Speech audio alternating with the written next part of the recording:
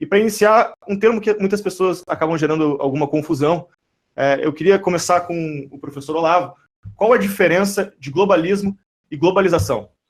Bom, aí nós precisamos recordar um livro clássico, que é Mainsprings of Civilization, do Huntington, não Samuel Huntington, mas eu acho que o avô dele, Ellsworth Huntington, onde ele assinala algumas poucas constantes na história humana. E duas delas são, primeiro, o crescimento populacional, que nunca parou de crescer, e segundo, a aproximação e esse processo, vamos dizer, de incorporação e de absorção de grupamentos menores e maiores. Então, esse seria o primeiro sentido da palavra globalização.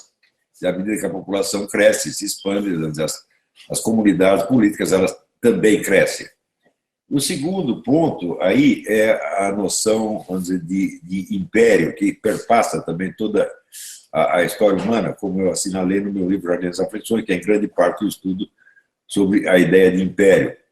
Você vê que nos últimos 2.000 anos, 2.000 anos e tanto, uma constante obsessão na história ocidental é a formação dos impérios.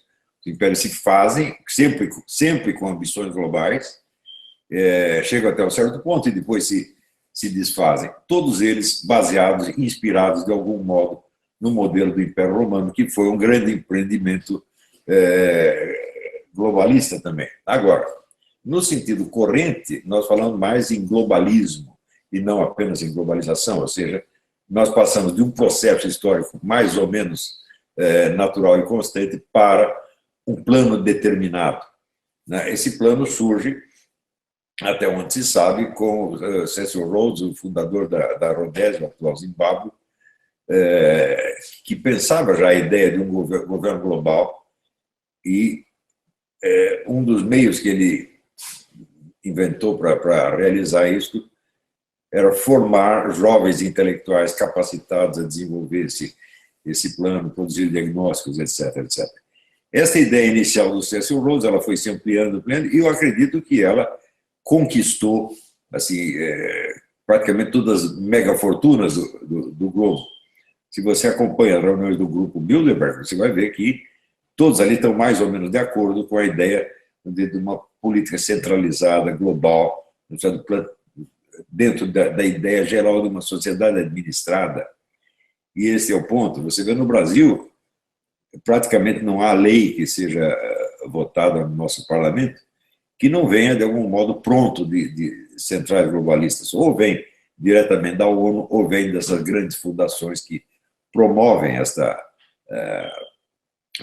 onda globalista. Mas também não podemos esquecer que isso não acontece só no Ocidente. O Islã, quando ele já nasce com a ambição global. A ideia de tornar o mundo um imenso califado, ou seja, unificar o mundo sob a bandeira do Islã. Esse é um plano constante, isso aí tem mais de 1.000 anos. E, por fim, nós temos, vamos dizer, o movimento comunista surge com ambições globais. O próprio lema, trabalhadores de todo mundo unidos, né? Já mostra essa ambição globalista do movimento comunista. É uma constante também. Se bem que, às vezes, esse programa globalista se expõe de maneira explícita, às vezes, dialeticamente, usando o contrário, usando movimentos nacionalistas.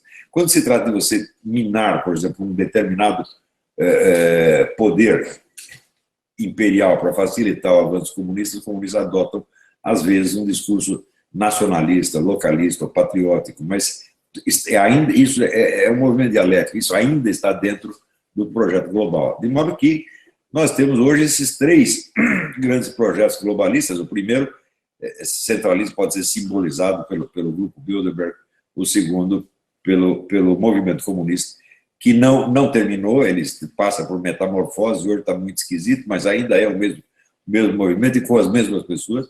E terceiro, o projeto islâmico de expansão mundial, que hoje está alcançando um sucesso extraordinário através, vamos dizer, da imigração maciça, da imigração forçada.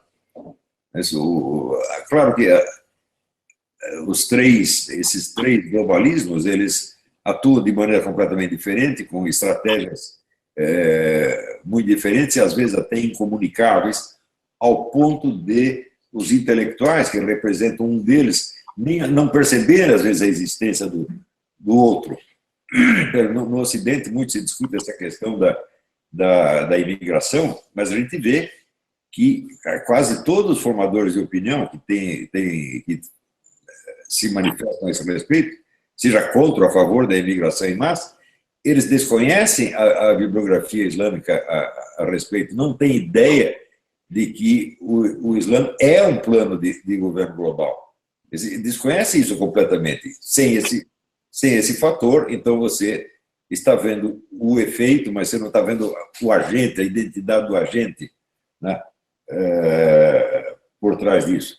De modo que essa situação, nós temos esses três grandes globalismos. O globalismo comunista está passando por mutações extraordinárias, muito rápidas, sobretudo desde maio de 68, onde a antiga estratégia marxista-leninista foi trocada por o que nós podemos chamar de ideologia diversitária, quer dizer, já não se fala do proletariado, mas fala das minorias. Essas minorias também, elas não se definem de uma maneira simétrica, podem ser minorias étnicas, minorias sexuais, minorias regionais, até minorias imaginárias. E isso tudo, evidentemente, complica muito o panorama e dificulta a comparação dos três globalismos. Acho que é isso, por enquanto. Passo a palavra agora, então, ao professor Paulo Roberto de Almeida. A diferença, então, de globalismo e globalização. Muito bem, muito obrigado. Eu vou começar distinguindo conceitualmente, historicamente, ambos os termos ou ambos os conceitos, não é? A globalização é um fenômeno bastante conhecido por sociólogos, economistas, historiadores. Ela é praticamente secular ou mesmo milenar, não é? Ela se acelerou em diversas ondas desde os grandes descobrimentos, as aventuras marítimas do início do século XVI, e veio se firmando desde então em ondas sucessivas. Primeiro tivemos os pactos coloniais, que reduziram os países a colônias das potências imperiais existentes na Europa Ocidental no início do século XVI. Depois tivemos guerras, conflitos globais, digamos assim. Uma segunda onda de globalização, a da Belle Époque, foi interrompida pela Primeira Guerra Mundial. Tivemos 70 anos de socialismo, ou seja, de contestação à integração econômica mundial sob o prisma das economias de mercado. E desde o final do socialismo, digamos, a partir do início dos anos 90, nós temos uma terceira onda de globalização, que não é necessariamente uniforme, porque ainda temos autocracias, ainda temos países periféricos ou semidependentes, mas temos, de toda forma, uma ausência, digamos, de contestação filosófica à economia de mercado, pelo menos no plano dos conceitos. Mesmo a China, teoricamente comunista ou socialista ainda, ela adere plenamente, e talvez até mais do que o Brasil, aos princípios das economias de mercado, não é? Mais do que certas economias supostamente capitalistas, como o Brasil, que são claramente intervencionistas, não é? Mas, enfim, nós temos, então, um processo impessoal, que é o da globalização. Ele é objetivo, ele é independente de outras forças políticas e sociais, pois a globalização ela é conduzida ao nível essencialmente micro, ou seja, por iniciativa de indivíduos e empresas, inventores, inovadores, empresários, aventureiros, missionários, intelectuais ou quaisquer outros atores de quaisquer países e de origens sociais muito diferentes.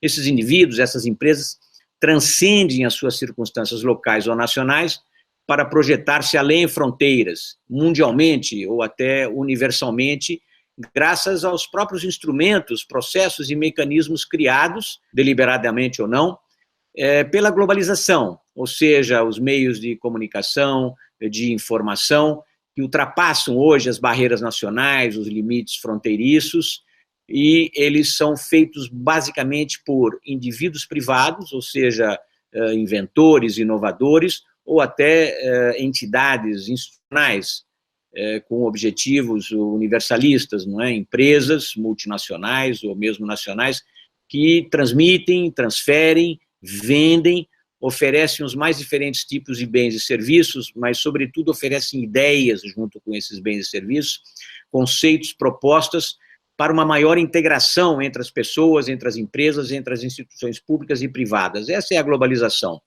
Já o globalismo eu vejo como um conceito novo, que foi criado com motivações deliberadamente políticas para caracterizar, seja um movimento ou um processo, equivalente, de certa forma, aos outros ismos que existem no cenário intelectual ou conceitual do mundo moderno. Por exemplo, o socialismo, o feminismo, o altermundialismo, o nacionalismo, quem sabe até o próprio capitalismo, ainda que o capitalismo seja também um fenômeno econômico-social totalmente objetivo, impessoal, incontrolável, correspondendo apenas a uma determinada forma de organização das forças produtivas, baseado em empresas privadas, produzindo bens e serviços para mercados de massa, e também baseado em relações de produção, baseadas no trabalho assalariado e no contratualismo direto entre os trabalhadores e os empresários.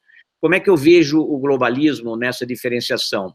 Eu vejo como uma tentativa de algumas forças conservadoras ou de direita para rejeitar a sensação de perda de soberania nacional que é feita em prol da globalização. A globalização significa essa perda de soberania total sobre os mecanismos econômicos, sociais, de transmissão de ideias, de intercâmbio entre pessoas, porque ela é um fenômeno que passa independentemente da vontade ou do desejo dos governos nacionais ou dos estados, não é? E justamente o globalismo, ele se identifica a um conceito como se estivesse havendo uma conspiração de forças globalizantes, não é? De forças globalizadoras, para reduzir a soberania dos estados em favor de um fantasmagórico governo mundial. Eu não vejo esse governo mundial surgindo, vou elaborar mais a respeito disso, mas eu não hesito, digamos, em classificar essa concepção que eu vejo estreita de alguns dos efeitos da globalização na categoria de manifestações um pouco paranoicas, derivadas de um certo nacionalismo estreito, de um soberanismo introvertido e de uma atitude defensiva em relação aos avanços diretos e indiretos da globalização, que são, para mim, inevitáveis e positivos, como, aliás, a própria perda de soberania dos Estados nacionais sobre partes importantes de políticas públicas, eu considero ser uma tendência favorável à racionalidade econômica e ao bem-estar de sociedades nacionais. O iluminismo de origem europeia, digamos, de origem ocidental, propaga no mundo os valores e princípios das democracias, dos direitos humanos, de determinados valores que estão muito identificados com o cristianismo, com as tradições ocidentais, mas que hoje praticamente se tornaram universais. A esquerda política, num certo sentido, também atua contra a globalização, como a gente viu no caso de diversos partidos europeus, na rejeição de projetos comunitários, aliás, na França, partilhado tanto pela extrema-direita quanto pela extrema-esquerda, não é? Ou que são contra, igualmente, tanto na esquerda como na direita, contra os acordos regionais ou plurilaterais de abertura econômica e de liberalização comercial na Europa ou com outros continentes. Na América Latina, diferentes componentes da esquerda tendem a rejeitar os acordos de livre comércio em favor de projetos mercantilistas, estatistas, intervencionistas, colocados sob estrito controle das burocracias nacionais, como é o caso, por exemplo, dos países bolivarianos, não é? Em resumo, e termino aqui, eu vejo muitas diferenças e total dissociação de objetivos entre um processo objetivo como a globalização e, por outro lado, uma construção política de caráter restritivo, como esse conceito de globalismo, que de fato se opõe à globalização, por considerá-la como negativa ou restritiva das soberanias nacionais. O que eu reputo como positivo, as maiores violações dos direitos humanos, da expressão democrática, se dá no âmbito intranacional, por governos autocráticos. Então, a globalização tem o sentido de propagar valores que eu considero universais. Obrigado. Professor Olavo, eu gostaria de fazer algum comentário, algum adendo? A existência de um plano de governo global, ou de administração global, ela é um fato, não vejo como contestá-la. Tá certo? Classificar o discurso que fala do globalismo como se fosse uma paranoia é, para mim, uma estupidez fora do comum. É algo absolutamente inadmissível de um ponto de vista científico.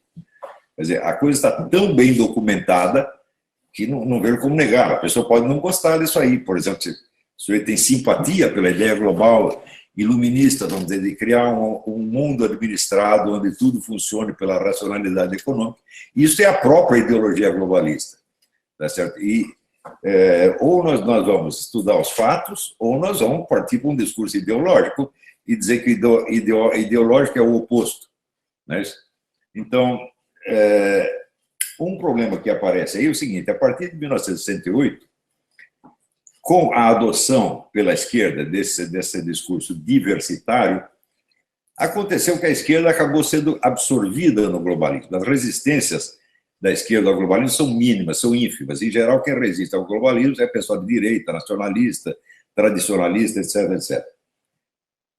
Agora, acontece o seguinte, que se você destrói as culturas nacionais, e a destruição dessas culturas é hoje um fato óbvio, tá certo? Não há nem como negar, tá certo?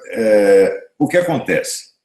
Você dissolve também as identidades individuais. Identidades individuais se constroem sobre uma base cultural e histórica, formada em língua, religião, valores, etc, etc. Se você anula tudo isso aí, todo esse apego das pessoas ao seu passado histórico, à sua tradição, seus hábitos, costumes, valores, língua, etc, etc, e cria apenas uma administração global, onde tudo é decidido pelo critério econômico, acontece o seguinte: a economia passa a ser o único fator regulador da sociedade, acima da cultura, da religião, dos valores, dos hábitos, etc, etc, etc. Ora, isso é altamente inconveniente para todas as megafortunas mundiais. Então, acontece que, na medida em que a esquerda mundial hoje luta pela imigração, pelo negócio das minorias, etc, etc, ela está servindo ao projeto globalista, sabendo ou não. Tá certo? Então, este fenômeno que nós estamos vendo hoje de uma esquerda elitista, a esquerda é sempre a favor de projetos que vêm da elite, e de uma elite internacional, opondo-se, vamos dizer, à maioria popular. Você tem uma esquerda elitista e uma direita populista. Este é outro fato também que está acontecendo diante do nosso nariz, e não temos como negar. Não é isso? Então, de fato, globalização, como disse o Paulo Roberto Almeida, é um processo normal. Isso acontece desde que o mundo é mundo, desde o início, o que está no livro do Huntington, né? Mas que existe um projeto globalista, ora, é só ler o livro do Carroll Quigley, Tragedy and Hope, está tudo explicado lá, ou acompanhar as reuniões do Grupo Bilderberg, o livro do Daniel Stulhinson, que o Grupo Bilderberg, não há como negar isso aí. Quer dizer, você esconder o processo, esconder que é um processo político, tá certo? De inspiração, de fato, iluminista, racionalista, ou seja lá o que for, né? E que isso está sendo aplicado, é só você ver a simultaneidade com que as leis são promulgadas no mundo inteiro. Onde vem? Por exemplo, aqui vota-se uma lei, sei lá, contra você dizer certas palavras, ou olhar certas pessoas, etc. Isso é aplicado desde da Conchinchina até o Paraguai. É simultâneo. Ora, se não existe uma força política internacional sustentando isso, isso é impossível. Nós vamos partir aqui para evitar de cair na chamada teoria da conspiração, nós vamos cair na teoria das meras coincidências. Tudo acontece porque sim, ninguém faz nada, ninguém toma decisão, o que é uma coisa inteiramente absurda. Não faz o menor sentido. Vamos lá. Obrigado, professor Olavo. Bom, já iniciamos aí com um bom debate. Vamos prosseguindo para a próxima pergunta, agora iniciando pelo professor Paulo Roberto de Almeida. De onde vem essa ideia de globalismo e qual é a origem dessa pauta? Por que a gente está falando disso, afinal de contas? Muito bem. Eu já considerei o globalismo uma construção relativamente artificial, de certo modo, atendendo a objetivos políticos.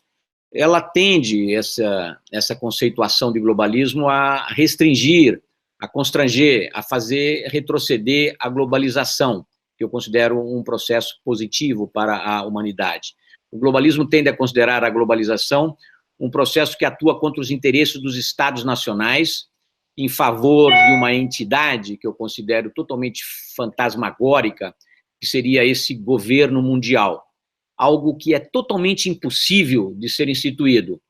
Uma vez que nós vivemos, desde Westfália, pelo menos, no século XVII, e pelos próximos séculos, até onde a vista alcança, a gente vive sob o domínio dos Estados nacionais, independentes e soberanos. Essa realidade não vai se extinguir rapidamente, nem no futuro previsível. A Carta da ONU, que começa falando nós, os povos das Nações Unidas, para por aí mesmo, nesse prólogo, e todo o resto se destina a Estados-membros. Ou seja, estamos falando de uma organização internacional que se refere a Estados-membros e que não tem independência própria para implementar nenhum governo mundial. Ela depende para qualquer resolução que ela aprove, depende do consenso da maioria dos seus membros ou do não veto dos países membros do Conselho de Segurança, né? Então, esse nacionalismo estreito, essa afirmação mesquinha de interesses nacionais, essa defesa exacerbada de uma concepção estreita desses interesses ou sua projeção exterior, foram e são responsáveis ainda hoje pela maior parte das guerras e dos conflitos militares, e até pela repressão das liberdades democratas. Foi em nome do nacionalismo, do expansionismo, do militarismo, tivemos 2 grandes conflitos globais no século XX, como tivemos grandes conflitos interestatais no século XIX, né? As ideias de liberdade, de defesa dos direitos humanos, de afirmação irrestrita de valores e princípios democráticos são as ideias universais, concebidas e implementadas, talvez, no Ocidente, mas elas servem para a defesa dos indivíduos, dos direitos democráticos, das liberdades pessoais, tanto a liberdade de religião, de expressão, de associação, das iniciativas individuais, contra os estados, contra as tiranias, contra os governos arbitrários, prepotentes, concentradores de poder. Eu vejo a globalização justamente como um processo criado e desenvolvido ao nível micro, ou seja, por indivíduos e empresas, ao passo que as forças da antiglobalização são geralmente de nível macro, ou até de caráter intergovernamental. São essas forças, estados nacionais e até algumas organizações internacionais que atuam para frear, barrar a globalização, enquanto que os indivíduos, pela sua iniciativa pessoal, eles transcendem essas barreiras para se projetar universalmente pelos mecanismos da globalização. Nós só estamos conectados agora, falando entre 3 locais diferentes, graças aos instrumentos de globalização, que não devem nada a companhias de Estado, eles devem tudo a iniciativas individuais, a empresas, a indivíduos, que nos propiciam as ferramentas pelas quais nós nos comunicamos. E é isso que está libertando povos em vários lugares. A revolta no socialismo, digamos, a primavera árabe, todos são resultados da globalização, foram conduzidos por indivíduos atuando com computadores, com redes sociais, com seus iPhones, com todas as ferramentas propiciadas pela globalização. Ou seja, ela não é nacionalista, a globalização, e ela se opõe a esse fantasma, esse globalismo, ou esse pretenso governo mundial, que eu não vejo existir em nenhum lugar. A ONU não manda em nenhum país. A ONU pode ter resoluções de consenso, os países são livres para aderir, não aderir, ou até para denunciar tratados internacionais, como o Brasil já fez em algumas circunstâncias. Muito obrigado. Obrigado, professor. Vou passar a palavra para o professor Olavo. Vou repetir a pergunta rapidamente. Então, de onde vem essa ideia de globalismo? Qual é a origem dessa pauta e por que estamos falando disso? Negar a existência de um projeto de poder mundial com base na ideia de que o poder mundial é impossível, isso é tão absurdo quanto negar a existência do movimento comunista, porque o comunismo é impossível. Nós sabemos que a economia comunista é impossível, no entanto, o movimento comunista existiu e, aliás, existe ainda. Do mesmo modo, eu também acho impossível um governo mundial. Isso não quer dizer que não haja pessoas empenhadas em criá-lo. Quer dizer, a impossibilidade de realizar uma ambição não prova a inexistência dessa ambição. Então, esse é um raciocínio muito, muito errado. Em segundo lugar, dizer que, assim, que a globalização é que liberta as pessoas e que o nacionalismo é que cria as guerras. Não. Todo imperialismo é um projeto globalista, é um projeto expansionista, meu Deus do céu. Sempre foi assim. Ora, uma coisa é o nacionalismo, onde uma pequena nação defende a sua identidade, seus valores históricos, etc., quer perseverar nisso. Outra coisa é um projeto de expansão. Se você vai ver, tanto o nazifascismo quanto o comunismo foram projetos globalistas desde o início. Portanto, dizer, não, o globalismo é o bonzinho que liberta as pessoas. Em segundo lugar, existe uma falácia monstruosa de dizer que o globalismo e que os instrumentos técnicos criados pelo globalismo são iniciativa de indivíduos. Ora, chamar a Microsoft ou a Apple de indivíduo, pelo amor de Deus, o que é isto? Não se faz uma coisa dessa. Quer dizer, isso aí é um discurso ideológico. Veja, eu não quero dizer que eu seja a favor de todo nacionalismo, ou que seja ter aqui falando em nome da direita. Hoje mesmo botei no Facebook um post dizendo o seguinte: um filósofo não pode querer orientar a política. A filosofia é educação. A filosofia cria pessoas, personalidades e consciências, não cria políticas. Né? Eu só tenho me ocupado de formar indivíduos. Esses indivíduos, mais tarde, se eles quiserem, eles que propõem soluções para os problemas nacionais, que eu nunca propus nenhum. Tá certo? Então, eu não tenho programa político nenhum. Esse negócio de dizer que o pai da direita, o guru da direita, isso é uma estupidez fora do comum, inventada ou por direitistas assanhados ou por esquerdistas mal intencionados. Então, na verdade, eu é que estou me atendo a uma visão puramente científica da coisa, sem o positivo ou negativo aqui. Tá certo? Eu estou aqui apenas mostrando que existe um projeto de poder mundial. O fato desse poder ser impossível não impede que o movimento exista, assim como a impossibilidade da economia comunista não impediu que existisse um movimento comunista e chegasse a dominar 1/3 do planeta, tá certo? Assim como outros. Veja, o nazifascismo é uma coisa mais impossível ainda, porque assim é a internacional racista. É uma coisa que intrinsecamente impossível. Nem por isso deixou de existir um imenso movimento nazifascista, assim como muitos outros movimentos. Quer dizer, a impossibilidade de um objetivo proclamado não impede e não prova a inexistência de alguém lutando por esse objetivo. Isso deveria ser um preceito científico, assim, óbvio, né? Então, é isso que eu estou... É assim que eu estou vendo as coisas. Obrigado, professor Olavo. Professor Paulo, gostaria de fazer algum comentário? Antes de passar para a próxima pergunta. Eu só gostaria de acrescentar que eu tenho uma postura globalizadora, porque eu acho que a globalização é uma força positiva para povos, nações, para o progresso econômico, para a difusão de novas tecnologias, mas, sobretudo, para a difusão de ideias. Nós só estamos trocando ideias aqui, e talvez confrontando ideias, porque nós temos os instrumentos fornecidos pela globalização. Microsoft ou outras empresas não são indivíduos, elas são empresas, corporações, mas elas são criadas por indivíduos. São indivíduos que têm ideias quanto aos sistemas, quanto às inovações tecnológicas, quanto a todas as invenções, elas nascem do cérebro de indivíduos. Os indivíduos são os agentes primários da globalização, que depois são difundidos por redes corporativas, que se tornam mega nacionais, mega transnacionais, que depois são superadas por outras. Se a gente for fazer um cômputo das economias desenvolvidas, quais são as grandes empresas desses países hoje, elas não são mais as grandes empresas da primeira Revolução Industrial, sequer da segunda Revolução Industrial. Elas são empresas da terceira ou até da quarta Revolução Industrial, que são basicamente a sociedade do conhecimento. As grandes empresas hoje atuam sobre valores intangíveis.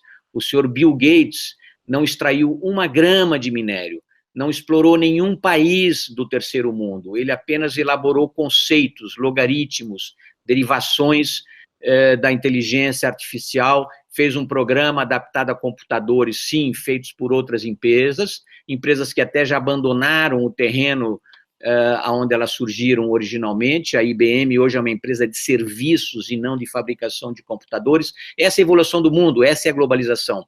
Já o globalismo, como eu disse, é uma ideologia, uma construção política para afirmar determinadas ideias, podemos respeitá-la, podemos debatê-la, mas eu a distingo fundamentalmente da globalização. Não creio que o globalismo, como ideologia, seja uma realidade palpável, e não vejo organização internacional. Pode até existir projetos de indivíduos suficientemente ambiciosos para, digamos, querer um governo mundial ou esse tal de globalismo. Não vejo força social, econômica capaz de implantar o globalismo. Obrigado.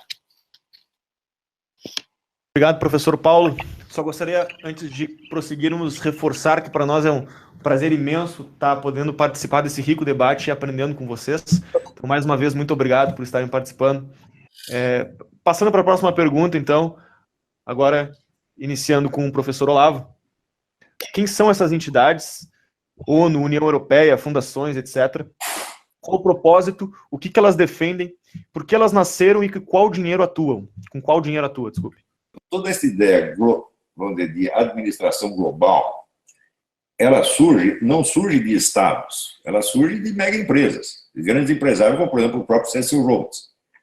Agora, eu acho o seguinte, dizer que é a globalização que favorece o intercâmbio de ideias, isso é uma falácia monstruosa, porque a globalização implica também a centralização dos meios de comunicação nas mãos de pequenas empresas. Nos Estados Unidos, hoje, são 6 empresas que dominam todos os órgãos de comunicação, e elas impõem por toda parte onde o discurso uniforme, o discurso diversitário, uniforme e globalista.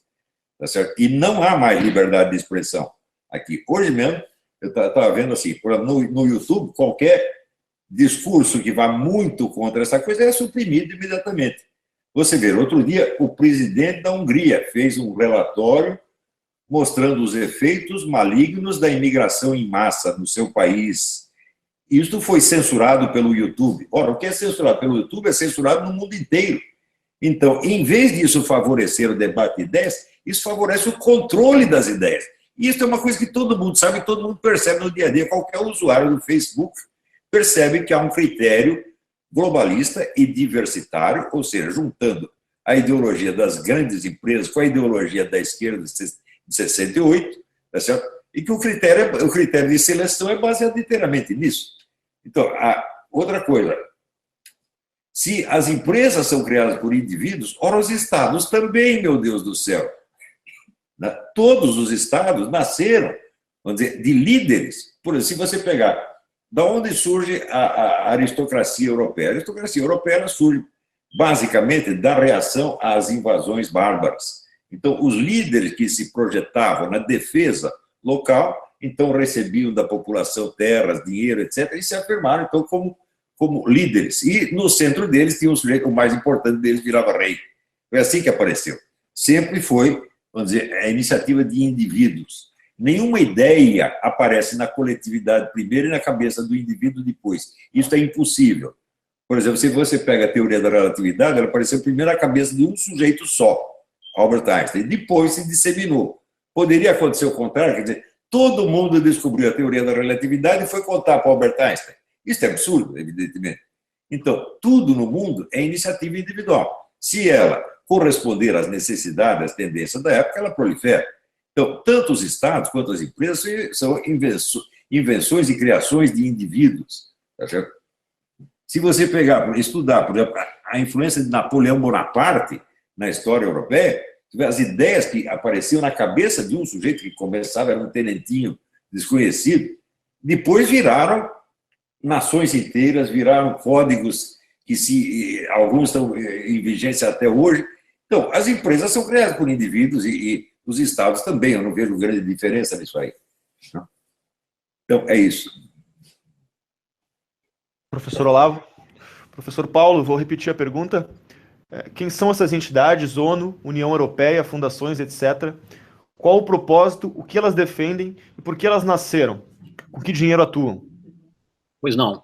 O mundo atual, o sistema contemporâneo de organizações internacionais, hoje simbolizado pela ONU e as suas agências especializadas, ou até organismos de âmbito regional, como a União Europeia, por exemplo, que é um projeto comunitário mais avançado, o único existente atualmente no mundo, essas organizações surgiram ao cabo e como consequência de grandes conflitos interestatais, não é? Ou de guerras globais, como nós tivemos no século XX. Esses conflitos trouxeram enormes destruições materiais e gigantescas hecatombes humanas, crises terríveis, surgidas geralmente, quando não totalmente, da afirmação exacerbada dos interesses nacionais, dos nacionalismos exclusivistas, de ambições desmedidas de líderes nacionais irresponsáveis, animados pelo desejo de dominar povos e nações, pela via da expansão territorial, das aventuras militaristas. As organizações atuais, elas constituem nada mais do que uma tentativa por parte de líderes responsáveis, e aqui a gente pode citar talvez alguns, entre eles eu citaria o Churchill, o Roosevelt, alguns outros, vários europeus. Essas organizações, elas tomaram como base as propostas desses líderes responsáveis, democráticos, respeitadores dos direitos humanos, como a Carta do Atlântico, entre Churchill e Roosevelt, em 1941, valores e princípios humanitários, as 4 liberdades do Roosevelt, uma tentativa de encontrar um terreno comum de diálogo e de entendimento entre os diferentes estados, que continuam nacionais e soberanos, mas de maneira a evitar novas guerras e destruições. A ONU é uma tentativa de diálogo entre as grandes potências.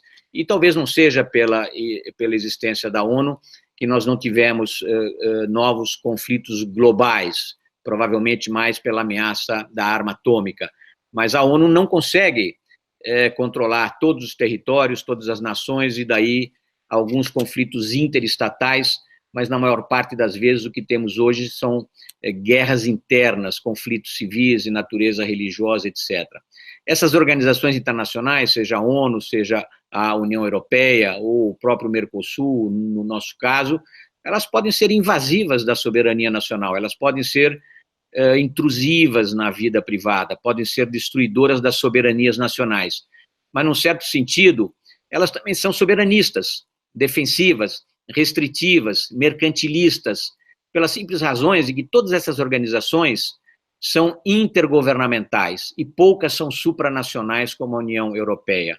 Na maior parte dos casos, elas tendem a defender os interesses dos estados mais do que dos povos e dos indivíduos, não é? A ONU, ela defende interesses dos países membros e não há nada que a ONU possa fazer contra a soberania nacional se não há um consenso, um acordo, a menos de uma decisão unilateral, digamos, do Conselho de Segurança, mas mesmo o Conselho de Segurança é travado pela afirmação nacional dos interesses dos seus Estados-membros, não é? Então, eu acho que a acusação dos globalistas, né, dos defensores desse fantasma do globalismo, como eu chamei, feitas contra essas organizações, ela é exagerada e equivocada, pois essas organizações não podem fazer nada contra a vontade dos Estados nacionais. Do que é prova maior a ação ou a falta de ação do próprio Conselho de Segurança Nacional em relação aos piores conflitos ocorridos nos teatros regionais desde o surgimento da ONU, notadamente o conflito no Oriente Médio, que persiste há 70 anos, como também a Guerra do Vietnã ou outros conflitos existentes nesses países, não é? Nós tivemos, desde sempre, muitas guerras civis, e a ONU não pôde interferir em guerras civis na Ásia, no próprio Oriente Médio, na África, conflitos interestatais, diferentes situações de violações de direitos humanos conduzidos por tiranos nacionais, por ditadores, não é? E contra os princípios democráticos em quase todos os continentes. Nenhuma dessas graves violações conseguiu ser obstada, impedida pela ONU. A ONU vem depois colocar o seu band-aid na forma dessas operações de peacekeeping, não é? Raras vezes a ONU teve operações de peacemaking, como na Guerra da Coreia ou na República do Congo, ao início dos anos 60, quando da descolonização pela Bélgica, né? Essas organizações internacionais, que são consideradas globalistas e governo mundial pelos adeptos desse globalismo, elas nasceram justamente em função desses conflitos, das guerras globais. Elas defendem o convívio democrático entre os povos e nações, entre estados nacionais, defendem a cooperação internacional para a paz e a segurança mundial, defendem o desenvolvimento e o bem-estar desses povos. Nem sempre podem fazê-lo, e a gente sabe que elas não podem fazer tudo. O dinheiro, os recursos de que elas dispõem, vêm diretamente dos estados nacionais e de algumas outras fontes secundárias. E essas organizações são, portanto, dependentes dessas dotações. O governo Trump, por exemplo, retirou os EUA, os Estados Unidos, da Unesco, o que geralmente significa uma redução do orçamento operacional entre 1/5 e 1/4 do total dos recursos devotados a alimentar. A própria burocracia dessas organizações internacionais, isso eu não nego, mas as suas ações que podem ser consideradas positivas ou negativas, mas não importa. Essas organizações só podem atuar se elas dispõem de recursos de estados nacionais. Obrigado. Obrigado, professor. Antes de prosseguirmos, professor Olavo, gostaria de fazer algum comentário? Bem, eu observaria o seguinte, que nós raciocinarmos em termos de organização, aqui você tem uma organização internacional, aqui você tem um Estado nacional, só serve para confundir as coisas, porque todas as ações vêm, vamos dizer, de iniciativas individuais ou grupais, ou seja, de seres humanos. Esses seres humanos agem de acordo com as suas ideias, com as suas crenças, com a sua ideologia, por assim dizer. E se esta ideologia, como hoje em dia, é globalizada, é uniformizada no mundo inteiro, todas as pessoas vão agir no sentido globalista, a não ser que reajam contra isso de alguma maneira, tá certo? Mas dizer que os organismos internacionais dependem do Estado, e o Estado depende de pessoas, das pessoas que o governam. Se essa pessoa, como por exemplo o seu Barack Obama, tem uma mentalidade globalista e antinacional, o Estado, ele vai usar a máquina do Estado para dissolver o próprio Estado, que é exatamente o que ele fez, tá certo? E como tem sido feito no Brasil. Se você pegar todas as iniciativas por exemplo, na área de educação brasileira, todas vieram com modelo internacional e foram adotadas com resultados absolutamente catastróficos. Quer dizer, hoje os nossos estudantes são os mais burros do mundo, eles pegam os últimos lugares em todos os testes internacionais, abaixo de alunos da Zâmbia, da Serra Leoa, tá certo? Isso vem do quê? Modelos globais implantados.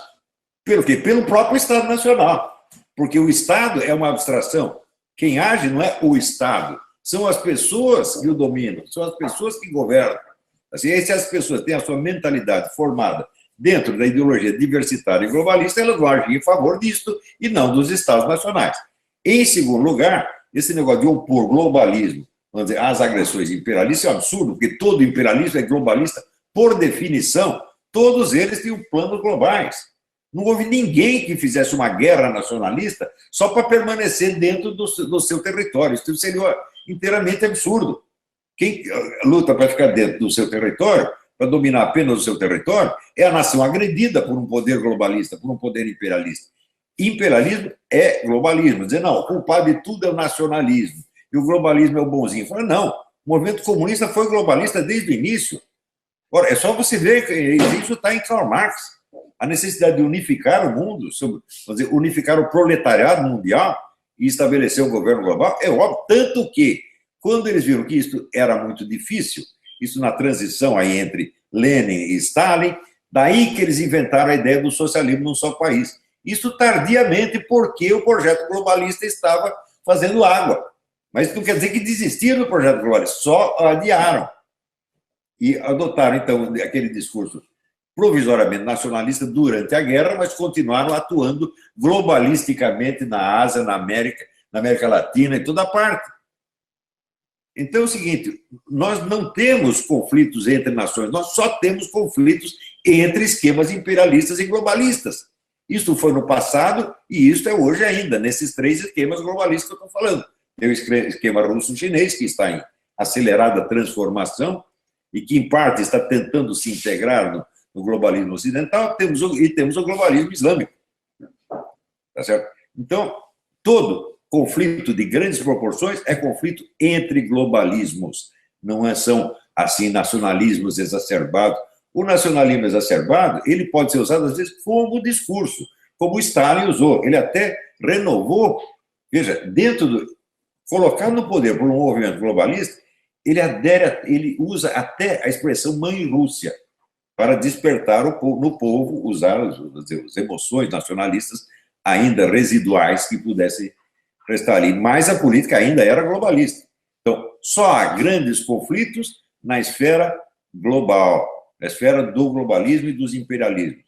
Tá certo? Lançar a culpa nos nacionalismos, como, por exemplo, hoje a Polônia reage contra, vamos dizer, a invasão global, sobretudo a invasão islâmica. A Polônia é imperialista?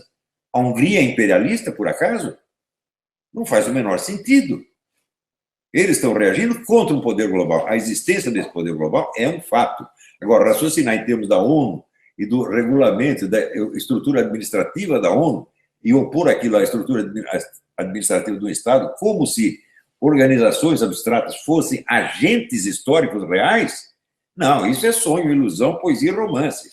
Quem age são seres humanos, meu Deus do céu. E seres humanos agem de acordo com a formação cultural, psicológica, moral que receberam e que aceitaram. Vamos lá. Obrigado, professor Olavo. Vamos seguir adiante, então, o nosso debate. A próxima pergunta, eu começo com o professor Paulo, que é, com diferentes agentes... Perdão, repetindo. Como diferentes agentes se comportam nesse jogo de interesses? Estados Unidos, Rússia, China, economias emergentes, Islã, etc. A palavra está contigo. Obrigado. Veja, esses agentes, entre aspas, são muito diferentes entre si. Estamos falando aqui, de um lado, de 3 estados soberanos, Estados Unidos, Rússia e China, são totalmente diferentes entre si, sob qualquer critério que se examine, e, de outro lado, dessa categoria difusa de atores que são arbitrariamente agrupados nessa categoria de economias emergentes, a qual o Brasil supostamente pertenceria, aliás, desde muitos anos, não é? Cada um desses países, ou mesmo dessas economias emergentes, possui certamente interesses nacionais, que não são necessariamente convergentes entre si, e na maior parte do tempo são bastante opostos entre si, como parecem ser, por exemplo, os objetivos nacionais dos Estados Unidos, da Rússia ou da China. Quanto aos emergentes, é uma categoria muito difusa que não permite sequer falar de jogo de interesses, pois eles não jogam num tabuleiro comum, eles são muito diversos, pelos seus objetivos nacionais, pelos seus níveis de desenvolvimento, pelas suas culturas, religiões, etc. Já o Islã, não creio que ele possa ser considerado um agente ou um ator. O Islã, na verdade, ele é totalmente ou praticamente desconhecido no Brasil. Ele designa uma imensa comunidade de praticantes dessa religião, divididos em diferentes seitas e vertentes dessa própria religião, nem sempre harmônicas entre si, dado que existem conflitos entre diferentes seitas dentro do islamismo, que, por sua vez, se estende por um número enorme de países, não é? Na África do Norte, no Oriente Médio, na Ásia do Sul, no Pacífico, de regiões diferentes, são diversificados nas suas línguas, nas geografias, nos modos de organização política e formas muito diversas de integração econômica mundial. Então, não há como identificar claramente qualquer tipo de unidade política ou de governança que abrigaria todos esses países, essas regiões, essas unidades religiosas diferentes, ao abrigo de um conceito vago como Islã, que significa simplesmente submissão, né? Submissão a Deus.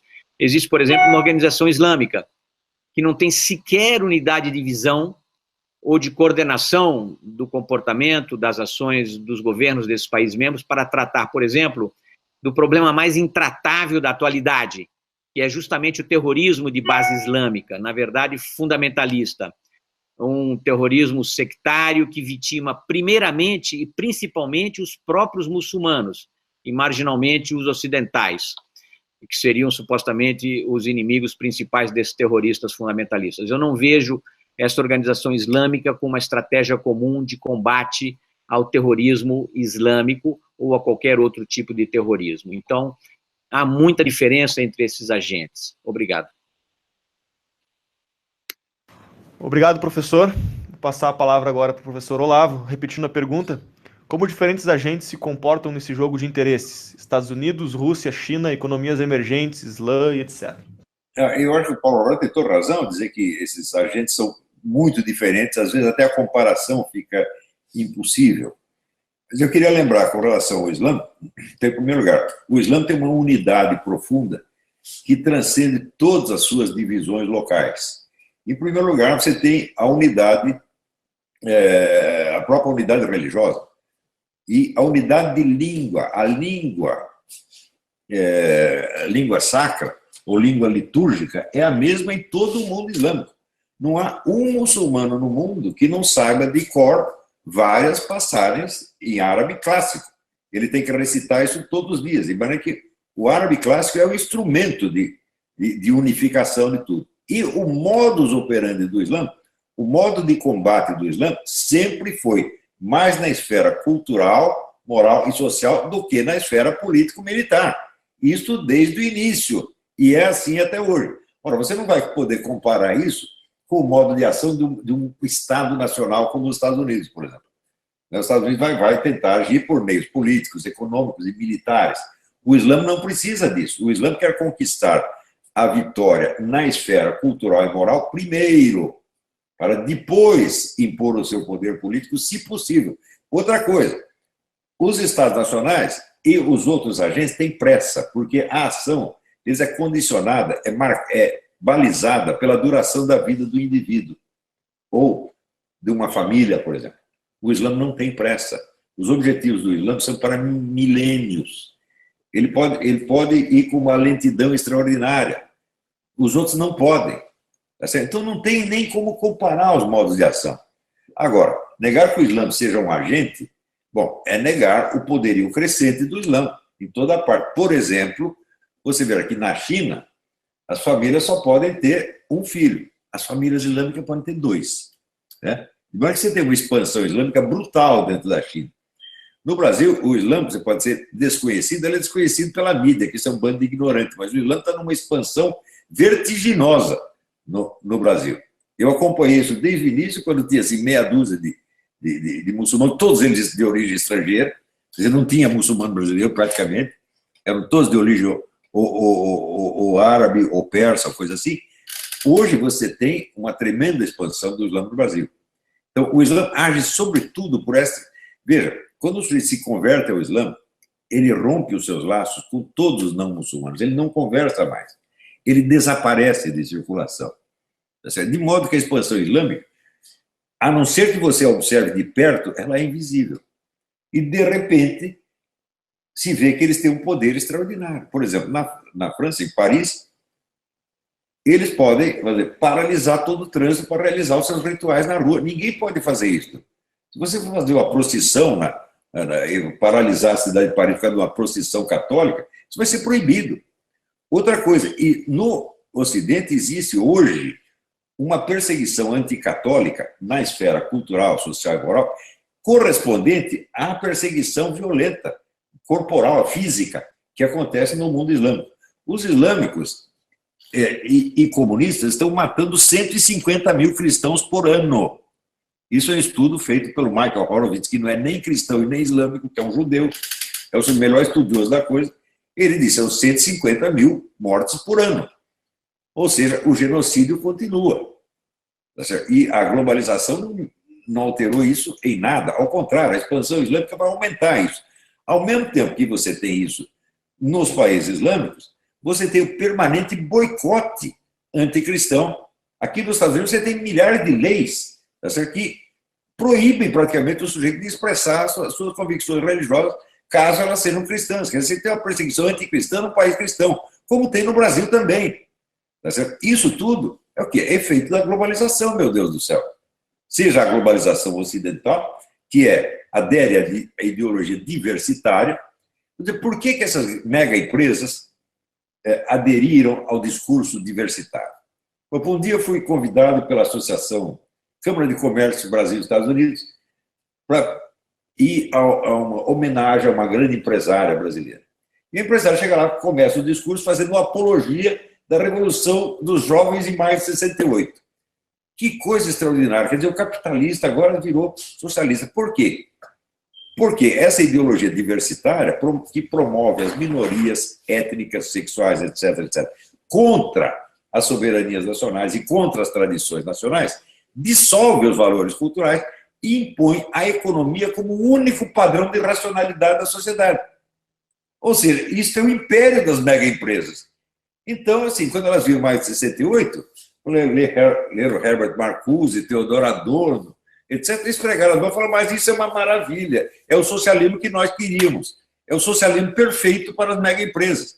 Por isso é que essas mega empresas, Apple, George Soros, Microsoft, Fundação Ford, etc., enchem de dinheiro os movimentos esquerdistas no mundo inteiro, porque esses movimentos esquerdistas são o instrumento de destruição das identidades historicamente consolidadas, tá certo? E dissolução dos valores psicológicos, morais, etc., e, portanto, de implantação da economia como único critério de unidade social.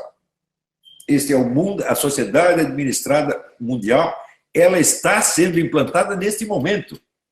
Agora, você falar em governo global, acho que eles nunca vão chegar a fazer um governo global. Assim como na sociedade comunista, nunca chegaram a fazer uma economia comunista. Na União Soviética, hoje você sabe que metade da economia soviética era economia privada, ilegal, mas tolerada pelo governo, porque sem economia privada não é possível. Então, a impossibilidade do comunismo não nega a existência do movimento comunista, assim como a impossibilidade do governo global não impede, vamos dizer, a expansão tremenda desse poder global que nós estamos vendo hoje. Obrigado, professor Olavo. Professor Paulo, gostaria de fazer algum comentário? Não, podemos voltar para aquela pergunta sobre as possíveis consequências de um governo global, não é? Perfeito. Prosseguindo, então, agora começando com o professor Olavo. Quais as possíveis consequências de um governo global, tanto positivas quanto negativas, o que ambas correntes argumentam a respeito? Eu não acho que vai haver um governo global. Eu acho que nunca vai chegar a isso. Assim como não chegou o comunismo. Então, o que o comunismo fez? Desde que ele existe, desde 1848, eles não criaram o comunismo, eles apenas transformaram o capitalismo no inferno. Então, o lado destrutivo existe e o lado construtivo não existe. Ou seja, não vão conseguir consolidar um governo global, mas estão conseguindo destruir culturas nacionais, destruir identidades nacionais, e destruir identidades nacionais é destruir identidades pessoais. Identidades familiares, apegos locais, tradições, etc. Veja, o homem do Facebook, declaração dele, ele disse: o meu plano é fazer com que o Facebook substitua todas as comunidades locais, as paróquias, as escolas, os clubes, e que o Facebook seja o único meio de intercomunicação mundial. Você sabe que isso aqui é globalismo? Isso não está na esfera de governo, tá certo? Isso é uma dissolução da sociedade e criação de uma nova sociedade que só se comunica por meio eletrônico, onde não há mais identidades pessoais. Você tem apenas átomos humanos soltos, cada um num computador, tá certo? Vivendo fora das suas tradições religiosas, morais, etc., e vivendo para uma vida que é voltada apenas para objetivos materiais e condicionada inteiramente pela economia. Ou seja, finalmente, isso é a vitória final do capitalismo, né? A economia é tudo. O resto não existe. Este é o globalismo, isso já está sendo implantado. Com você em governo global, não precisa chegar ao governo global. Então, eu digo, eles não vão construir governo global nenhum, mas vão destruir muita coisa pelo caminho, exatamente como o comunismo fez. Obrigado, professor Olavo. Vou refazer a pergunta mais uma vez agora para o professor Paulo.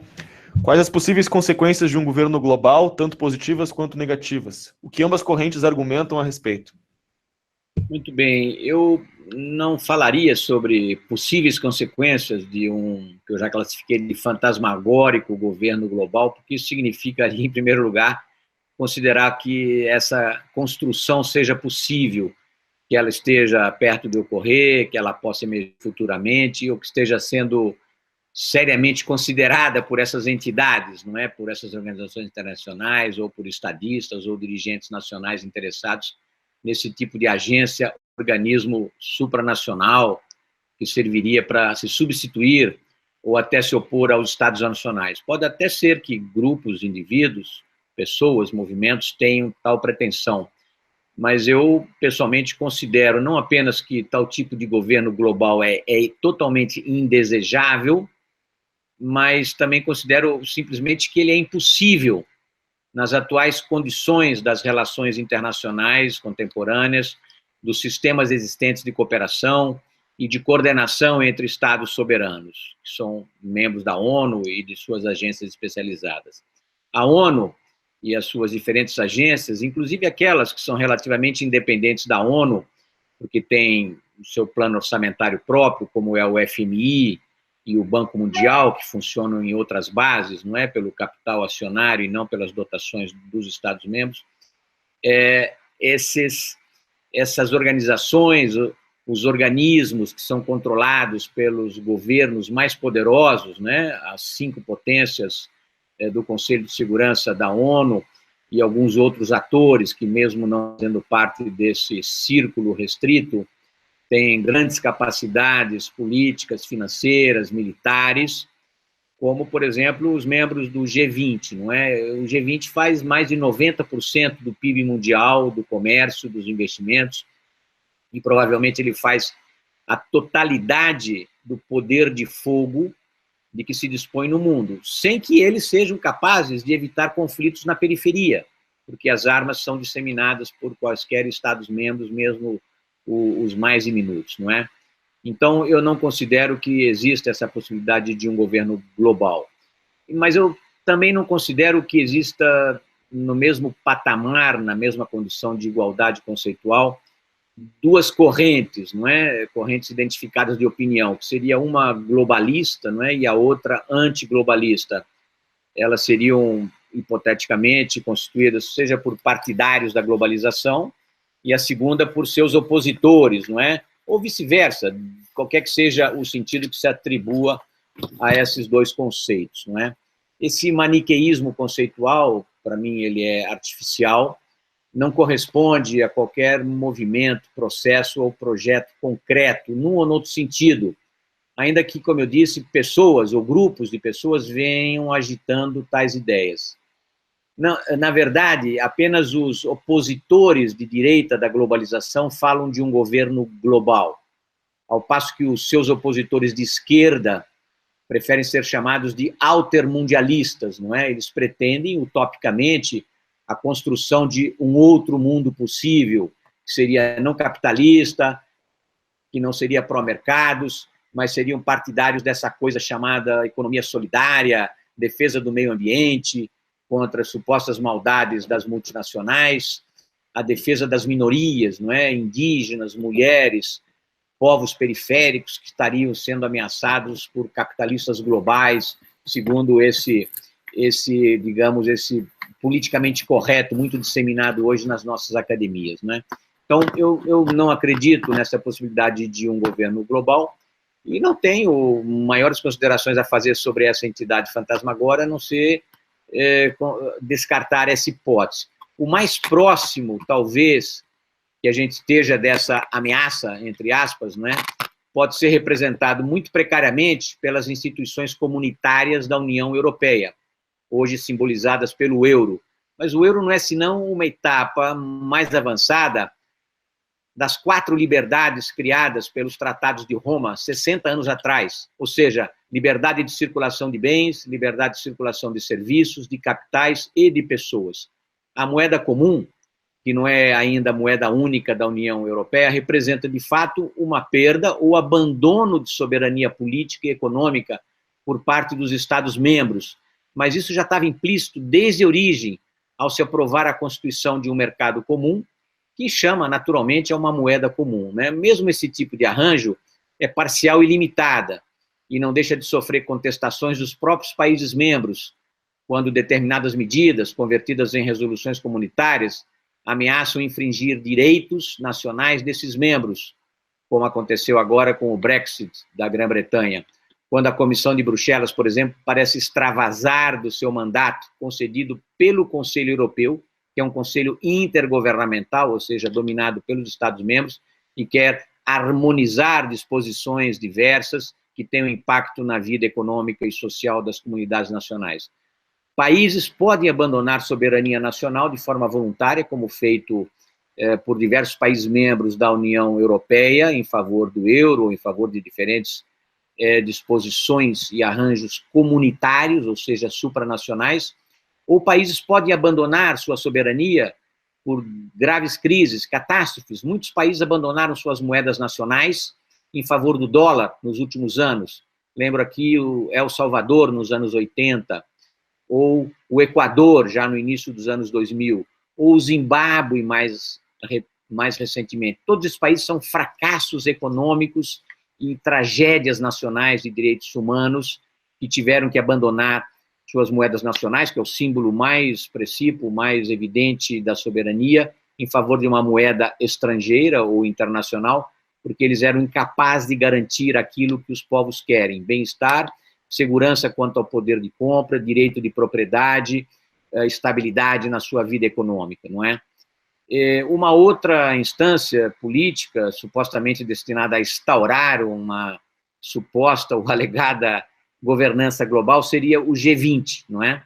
O G20, o que é o G20? É um fórum de consulta e coordenação entre as maiores economias planetárias, mais a própria União Europeia e algumas outras organizações internacionais, como a OCDE e outras, que podem trazer alguma expertise ou competência institucional nos temas tratados pelo grupo ou pelos governos nacionais, que são as políticas macroeconômicas, as políticas setoriais, a cooperação no tratamento dos bens comuns, não é, como pode ser o meio ambiente, os oceanos, etc.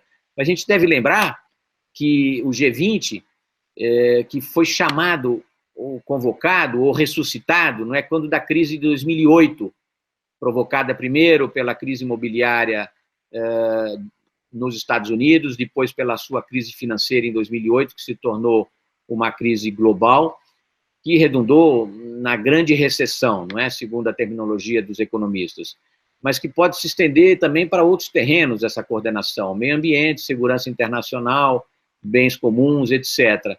Essas 2 dezenas de países são muito diversos entre si, possuem objetivos que são muito diferentes, e eles não conseguem uma coordenação adequada porque não há possibilidade de coordenar políticas econômicas nacionais a partir de um fórum de consulta e coordenação que se reúne uma vez por ano, apenas a nível de cúpula, não é? Com interesses que não são coincidentes entre si, que não são convergentes. Então, esse suposto grupo global, o G20, está, digamos, a uma grande distância, anos-luz de distância de qualquer perspectiva de governo global. Nós estamos condenados ainda a viver num regime de estados soberanos, e não há nenhuma outra garantia maior aos estados soberanos do que a própria ONU. Obrigado. Obrigado, professor. Professor Olavo, gostaria de fazer algum comentário? Eu acho que o Paulo Roberto tem toda a razão ao dizer que esse governo global não é apenas indesejável, como impossível. Assim como o comunismo também é indesejável como impossível, mas isso não impede que exista um movimento, uma tendência nesse sentido, que atua, sobretudo, na esfera cultural e moral, desfazendo culturas inteiras, desfazendo tradições milenares e deixando, vamos dizer, um vazio, um vácuo mental que é substituído apenas pela economia, que se torna o árbitro final de todas as coisas. Tá certo? Isso já é um processo global, que não afeta, por exemplo, não afeta o mundo islâmico, lá eles não entram. Tá certo? E a Rússia também está se defendendo contra isso. Tá certo? Mas, em todo o Ocidente, isso já é aplicado. Você tem uma uniformidade. Por exemplo, os programas educacionais do mundo inteiro vêm prontos da ONU, meu Deus do céu. E esse programa privilegiam não a educação, a formação intelectual das pessoas, mas a formação do cidadãozinho perfeito da nova ordem mundial. Quer dizer, que é diversitário, feminista, gaysista, etc. Tudo isso é imposto de maneira uniforme em todo o mundo, praticamente. Tá certo? Então, o globalismo existe sob a forma desta ação. Alguns falam no governo global, tá certo? Mas não precisa chegar ao governo global. Assim como o comunismo não precisou se realizar para ele fazer todo o estrago que fez. O importante não é o final proclamado, não tem importância. O que importa é o que você está fazendo realmente. E o que está sendo feito realmente é uma uniformização cultural, moral e psicológica do mundo, criando, então, hordas de átomos soltos, tá certo? Enlouquecendo essa juventude toda, impondo, por exemplo, esses programas de educação sexual na infância, que estimulam a atividade sexual das crianças, assim, tornando praticamente idiota. Outro dia eu vi um documento, uma moça que fez um depoimento, mostrando o que é uma universidade brasileira hoje. Só se fala de sexo e expressão de ódio, é só isto. São todos o pessoal que está com QI 12 já. Isso é no mundo inteiro. A destruição da educação mundial. Eu lhe recomendo a leitura de um livro que chama-se The Deliberate Dumbing Down of America, a autora chama-se Charlotte Iserbyt. O livro é todo composto de documentos, de convênios internacionais firmados pelos Estados Unidos desde a década de 30 e que destruíram a educação americana. Os Estados Unidos tinham a melhor educação do mundo até que criaram um Ministério da Educação no governo Carter. Daí para dentro nunca parou de cair. Bom, no Brasil também, a destruição da nossa educação é um fato.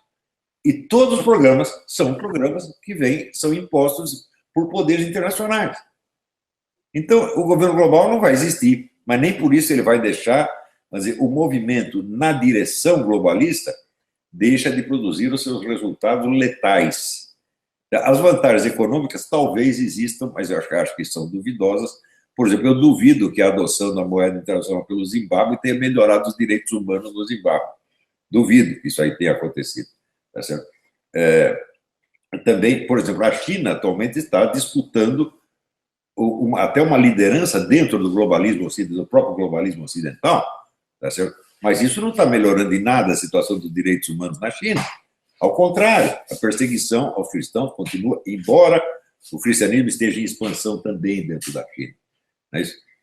Então, por exemplo, eu acho que a destruição das religiões tradicionais do Ocidente, porque o Islã é intocável, tá certo? Já é a anulação de milhões ou bilhões de identidades pessoais, criando pessoas, vamos dizer, vazias de identidade e prontas a serem inteiramente definidas pelas necessidades econômicas dentro de uma sociedade totalmente administrada.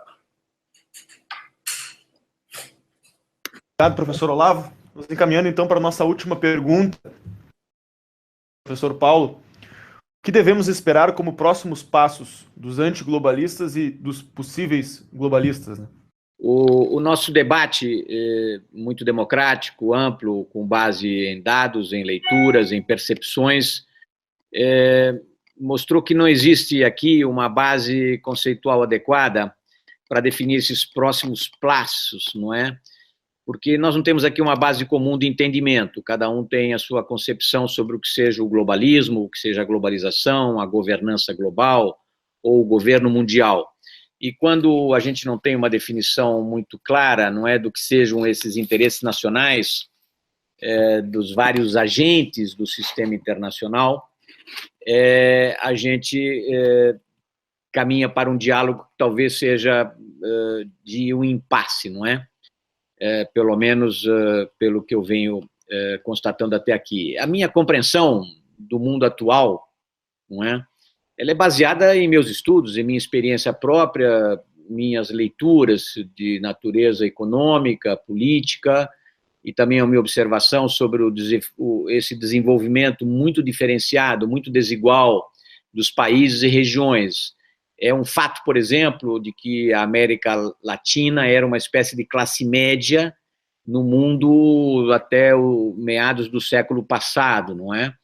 Quando a Europa Ocidental, a América do Norte e alguns outros países dominavam a economia mundial, a Ásia e a África eram em grande parte colônias, a América Latina era uma espécie de classe média mundial, com independência há mais de 200 anos, e, no entanto, é claro e notório que a América Latina trocou de lugar com a Ásia-Pacífico nos últimos 50 anos, em crescimento do PIB, em agregação de valor, em comércio internacional, em finanças e investimento.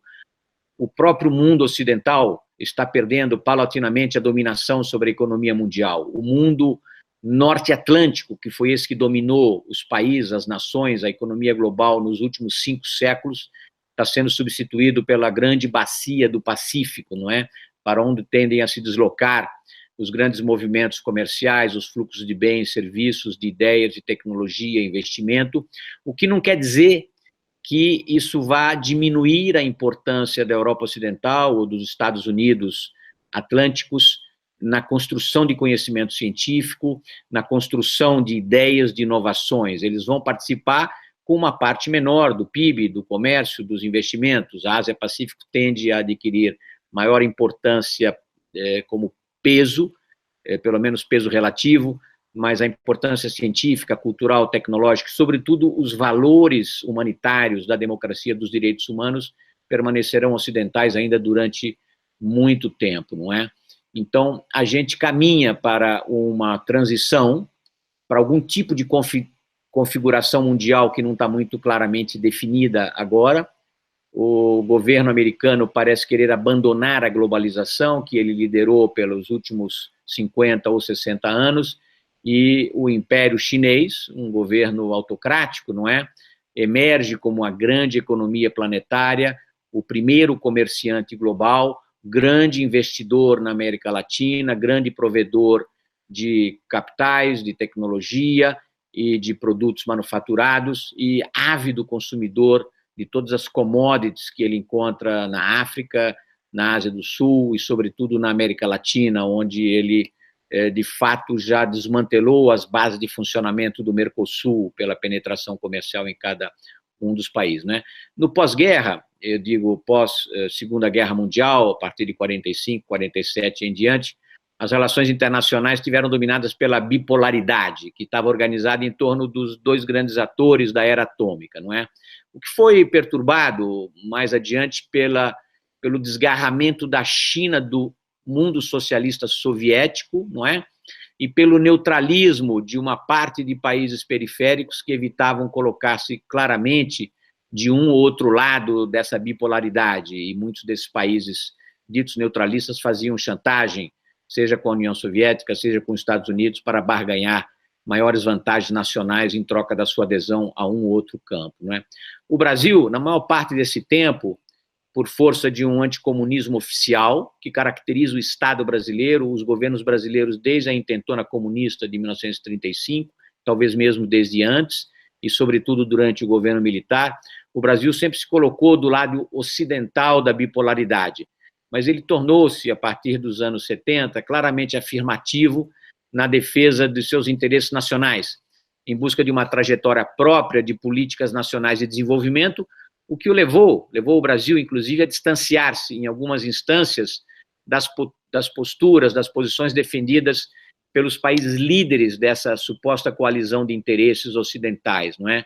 No terreno da não proliferação, por exemplo, há uma clara tentativa sob o governo militar de capacitar-se nuclearmente, que depois foi abandonada nos anos 90, na capacitação tecnológica, na afirmação de uma autonomia nacional, a infeliz lei de reserva de mercado da informática, que atrasou muito o Brasil, e em vários outros terrenos, não é? Políticas nacionais de desenvolvimento. E nós estivemos muito distantes, nesses anos 70, 80, até recentemente, desse universo de políticas econômicas mais pró-mercado, democracias e mercado, representadas pela OCDE, que antigamente era chamada de um clube de países ricos, não é? Pejorativamente até, e que depois, quando a OCDE passou a incorporar países ex-socialistas, não é? Os desgarrados da União Soviética, que desapareceu na voragem da implosão, autoimplosão do socialismo entre 89 e 91, os países da órbita soviética entraram quase todos na OCDE, ou então a OCDE também passou a incorporar países em desenvolvimento, como o México nos anos 90, o Chile recentemente, e até o Brasil já demandou adesão à OCDE em junho passado, não é?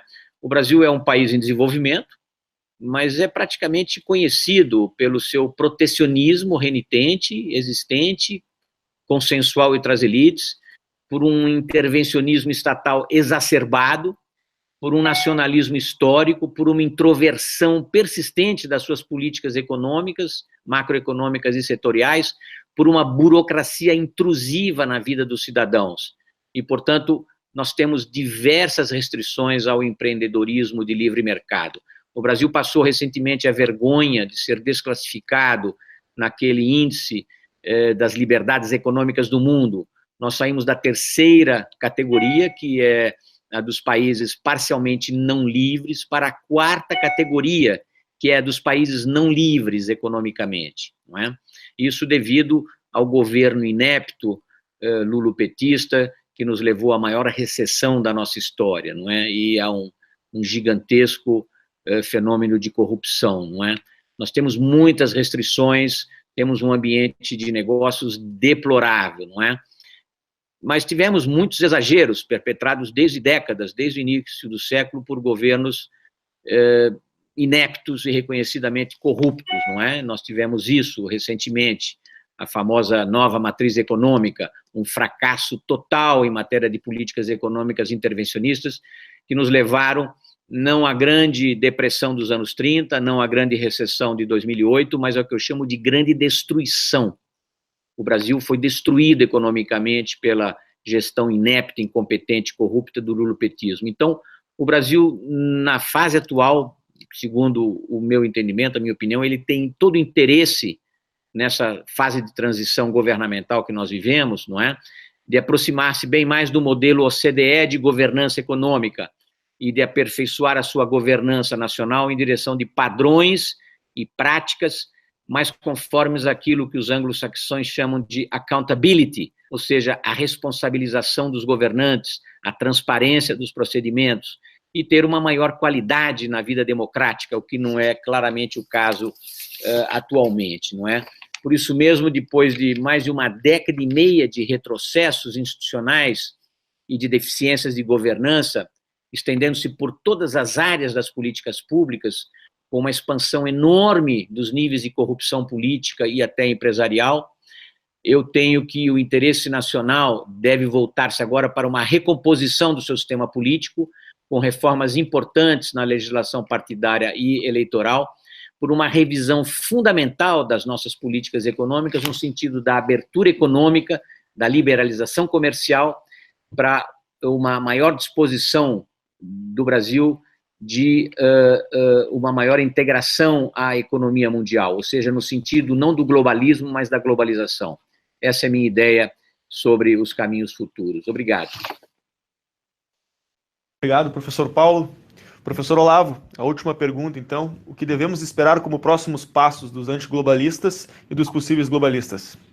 Olha, eu acho que o Paulo Roberto tem toda inteira razão ao dizer que nós temos que escapar dessa herança maldita do estatismo e centralismo, mas eu acho isso muito difícil pelo seguinte: o nacionalismo brasileiro, ele sempre foi um nacionalismo doente, porque ele vem de três fontes. Só existem esses três tipos de nacionalismo no Brasil. Primeiro, um de herança fascista, o integralismo, essa coisa toda. Segundo, existe o nacionalismo e o patriotismo militar. Os militares são a comunidade onde existe mais sentimento patriótico e nacionalista.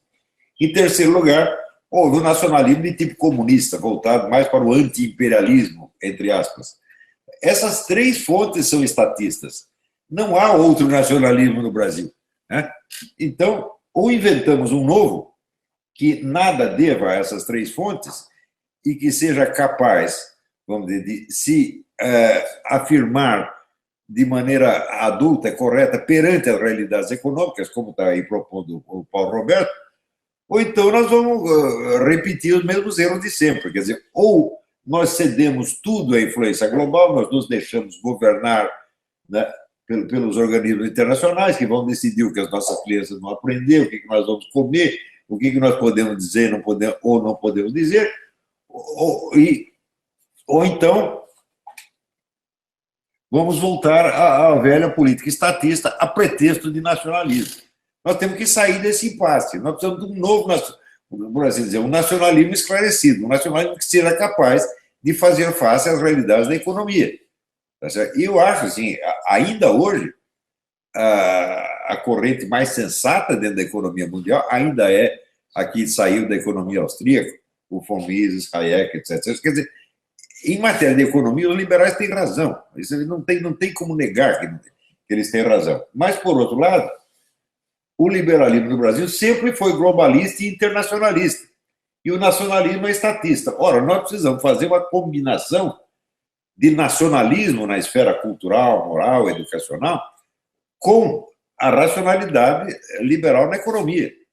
Esse é o problema. Agora, como fazer isso e, sobretudo, quem vai fazer isso? Eu sou meio contra discutir soluções ou nacionais ou globais. Nós temos que pensar o seguinte: nós não precisamos de soluções, nós precisamos de pessoas capacitadas, porque a esfera de ação humana é, na verdade, muito pequena. A capacidade do indivíduo humano é bastante limitada. Nós precisamos de muita gente agindo e nós precisamos, sobretudo, preparar novas gerações para que elas enfrentem esses problemas. Não a gente dar a solução pronta para elas. Eu tenho dedicado toda a minha vida à formação de jovens e tenho obtido excelentes resultados. Quer dizer, hoje você tem uma centena de intelectuais altamente capacitados que saíram dos meus cursos. Eu estou investindo toda a minha vida na educação desses jovens. Então, em vez de eu criar soluções, não, estou criando pessoas. As soluções eles pensam depois. Mas eu acho que o problema pode ser equacionado assim.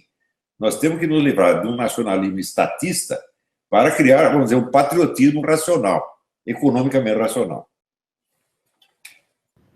Para fecharmos, então, não sei se o professor Paulo gostaria de fazer algum comentário. Sim, muito obrigado. Eu concordo com o professor Olavo de Carvalho em que o nacionalismo é importante. Eu preconizaria um nacionalismo globalizador e não introvertido, não é?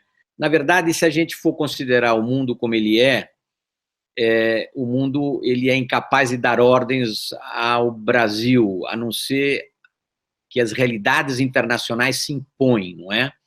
A penetração da China no Brasil se dá por fatores objetivos, produtos baratos e de maior qualidade. E lutar contra isso é fechar-se no atraso, como, aliás, a própria China fez no passado. Ela era mais avançada do que os países da Europa Ocidental, fechou-se a esses países para encontrar canhoneiras no século XIX, dotados de uma tecnologia militar que ela não soube desenvolver nos 2 ou 3 séculos que ela ficou isolada às invenções, às inovações industriais. A China tinha progressos fantásticos na ciência e na tecnologia até o século XV, ela se fechou, infelizmente ela não acompanhou a revolução industrial feita pela Europa, pelos Estados Unidos, e foi humilhada durante mais de um século e meio. Hoje eu acredito que a China tem um papel positivo na economia mundial, deflacionista, ela oferece produtos baratos, impede a inflação de propagar-se pelo mundo, e ela é um grande investidor no Brasil, na América Latina, na África, construindo infraestrutura, evidentemente para alimentar a sua imensa oficina industrial, coisa que os europeus e os americanos fizeram um século atrás, 60 anos atrás, não é? Mas se a gente for observar bem, a gente verá que nenhum dos problemas de que o Brasil padece agora, e eu considero que a nossa educação realmente é deplorável, mas não vamos esquecer que o patrono da educação brasileira é um personagem chamado Paulo Freire, não é? E o MEC está cheio de saúvas freirianas que estão destruindo o Brasil, não é? Todos os problemas nacionais, da fiscalidade, da previdência, da educação, do regime laboral, da tributação, todos são problemas feitos no Brasil, made in Brasil, que tem que ter soluções nacionais. Nós não seremos ditados pelo mundo, nós teremos que aproveitar lições do mundo. Por que a Ásia Pacífica avançou?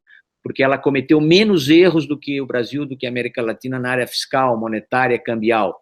Ela cometeu menos erros ao não se isolar da economia mundial, entendeu? Ela aceitou capitais estrangeiros, ela se integrou à economia globalizada. Então, a Ásia, não que a Ásia seja uma maravilha em termos de direitos humanos ou em termos de democracia, mas ela economicamente é capaz de dar maior bem-estar aos seus cidadãos do que tem sido capaz a América Latina nos últimos 50 ou 60 anos, não é? Com o crescimento da marginalidade, dos crimes transnacionais, da delinquência, da corrupção, etc.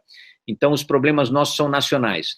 E o meu temor hoje é que, mesmo pedindo sua adesão à OCDE, que, como eu disse, é considerada hoje um clube de boas práticas, ou seja, uma governança econômica mais racional, mais conforme aos princípios da economia de mercado, não a economia austríaca, infelizmente, nós sabemos que o liberalismo pleno ele é impossível hoje. Mesmo aderindo à OCDE, eu temo que o Brasil, pela força das suas elites protecionistas e subvencionistas, seja capaz de adotar uma postura defensiva, ou seja, recusando baixa de tarifas, recusando reforma tributária, recusando o fim de subvenções que vão muito mais aos ricos do que aos pobres, não é? Espero que o Brasil adote uma postura aberta àquelas práticas, àqueles tipos de políticas que funcionam no mundo. Abertura econômica, liberalização comercial, juros e câmbio de mercado e, sobretudo, transparência, accountability, responsabilização governamental, fim da corrupção, sistema econômico e político representativo da totalidade dos países membros e não dos seus cidadãos, e não apenas em função de poucos dos seus membros, que são as elites governantes. O professor Olavo de Carvalho, tem sido capaz, nos últimos anos, de ensinar muitos jovens. Eu me lembro de ter lido com imenso prazer o seu Imbecil Coletivo, não é? Aquilo fez despertar muita gente para o besteirol acadêmico universitário, esse gramscianismo acadêmico vulgar que ainda vigora na maior parte das nossas universidades, não é? Ele fez um imenso trabalho pedagógico educativo, espero que ele continue nisso. Nós nos distanciamos na consideração do globalismo ou da globalização, mas acho que a gente partilha do mesmo objetivo de fazer do Brasil um país desenvolvido, aberto, não corrupto, integrado à economia de mercado, tanto para si mesmo quanto para a economia global. Muito obrigado. Muito obrigado, professor. Muito obrigado, professor Olavo. Para a gente, vocês, na verdade, os dois professores participaram dos nossos documentários que a gente lançou em 2017. Lembrando que o objetivo do Brasil Paralelo é trazer o amadurecimento do debate na sociedade. Então, para nós é uma satisfação inenarrável poder ter organizado esse debate de alto nível, com dois gigantes aí. E, mais uma vez, eu queria agradecer ambos pela contribuição, pela disponibilidade. E é isso, se alguém tiver mais algum comentário para fazer, e uma boa noite. Muito obrigado a todos, foi excelente. Muito obrigado por essa chance. Eu tenho acompanhado o trabalho do Dr. Paulo Roberto faz anos, é uma pessoa pela qual eu tenho uma grande apreciação. Agradeço também as palavras gentis que ele dirigiu a mim, e estou às ordens de você quando for possível. Acho que o Brasil Paralelo tem desempenhado uma função extraordinariamente útil e benéfica para o Brasil. Obrigado, professor. Uma boa noite. Boa noite.